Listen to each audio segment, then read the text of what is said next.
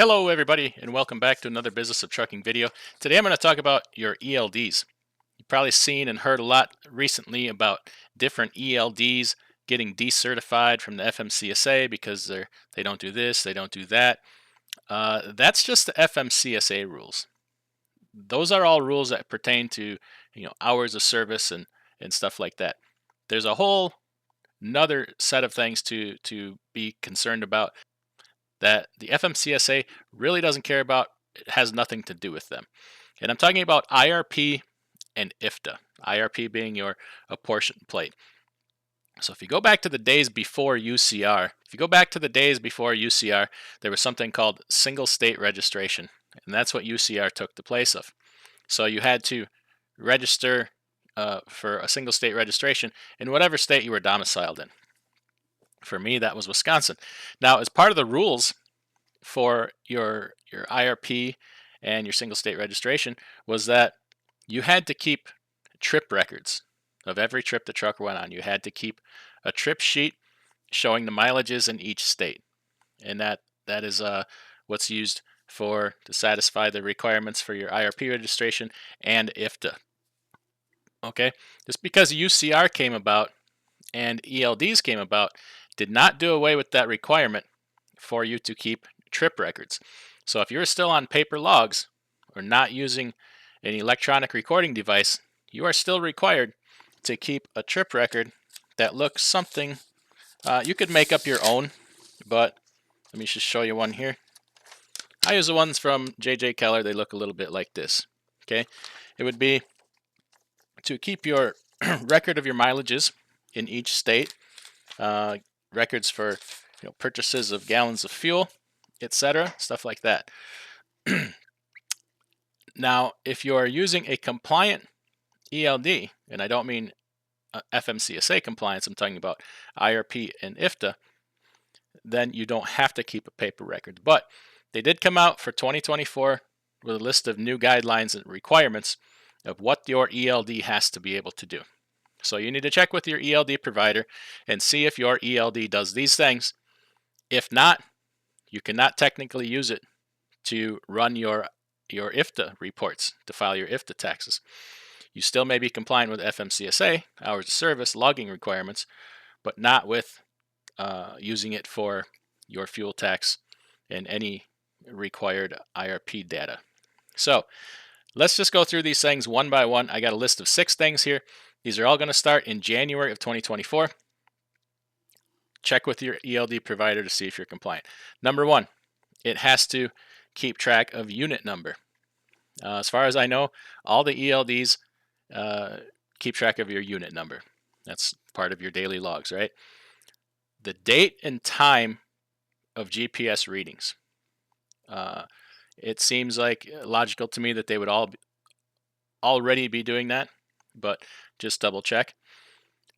Here's where one may get you. The latitude and longitude, specifically to at least 4 decimal places, which 4 decimal places would be 0.0001. So if you take a 0 out of there, you're only compliant to 3 decimal places. So you need to be compliant to that 4th decimal places. This is where some ELDs might get hung up.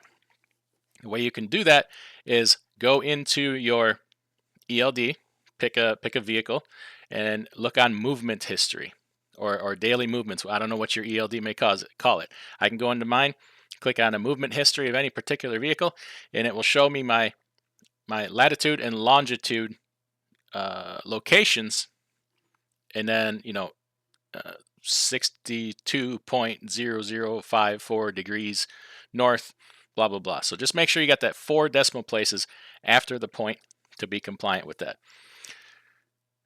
The next thing is an ECM odometer reading at each GPS point.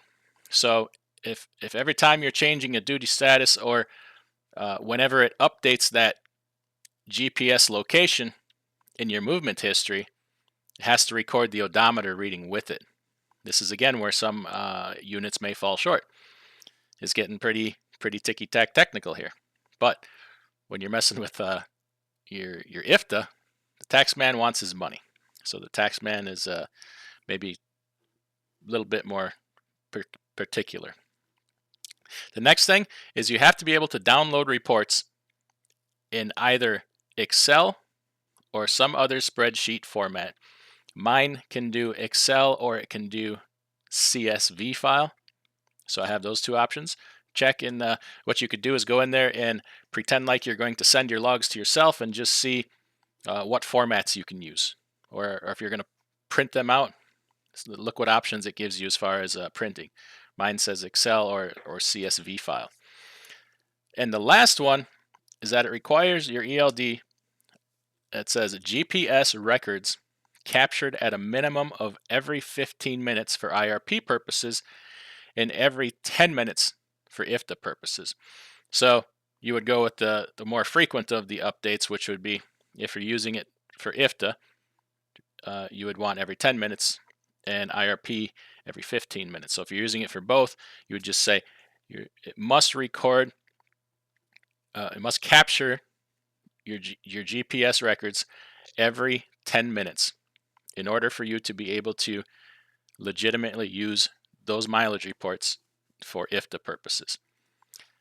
There's too many ELDs out there for me to comment on which ones do what, and it's too technical, and I don't want to be wrong. So I would encourage you to get with your ELD provider, and you could make a bullet point of these 6 things. You could probably take off vehicle unit number because we all know they capture vehicle unit number. So maybe these 5 things, and say, hey, does this ELD do that? And if not, then you therefore know that you will need to find another electronic device or start keeping a paper record of every time you cross a state line. Do the math like we used to back in the day with paper logs, and there you go, Bob's your uncle. Now, for IRP records and IFTA, you must keep those a minimum of 5 years. And for IRP, IFTA, I can't remember off the top of my head, but I keep mine forever because something a wise man told me a very long time ago is you do not mess with the tax man. So keep those as long as you feel comfortable with. Maybe talk to your accountant or other professional. But yeah, make sure you're compliant. This is a whole different set of rules, separate from the FMCSA compliance for ELDs. Everybody take care, be compliant, be safe, and have a great day.